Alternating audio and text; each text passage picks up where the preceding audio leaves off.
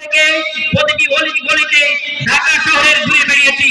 প্রত্যেকটি মানুষের একই করছেন যে ডাক্তার সাহেব, এই যে অসুস্থ সমাজে রোগাক্রান্ত, আপনারা কি সুস্থ করতে পারবেন? আপনারা কি আমাদের বন্যা রোধ করতে পারবেন? আপনারা কি আমাদের এই দুঃশাসন বন্ধ করতে পারবেন? আপনারা কি আমাদের রোধ করতে পারবেন? প্রিয় এলাকাবাসী, একজন ডাক্তার হিসেবে বলতে চাই যে ডাক্তার পেশায় আমি দেখেছি জ্বর একটি রোগ, সিমটম। জ্বর একটি বড়, একজন ভালো চিকিৎসক দরকার। সেই চিকিৎসক হিসেবে ডাক্তার শফিকুর রহমানই বর্তমান সময়ে সবচেয়ে যোগ্য। আমি গেল 10 বছর সন্তানের মতো তার পিছনে থেকে দেখেছি কিভাবে সন্তানকে লালন করতে হয়, কিভাবে মাকে ভালোবাসা দিতে হয়, কিভাবে বোন এবং ভাইকে তার অধিকার বুঝিয়ে দিতে হয়।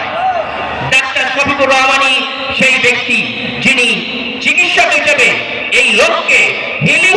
আমরা কোনো টেম্পোরারি সলিউশন আর চাই না, আমরা চাই এই সমাজের একটি পার্মানেন্ট সলিউশন।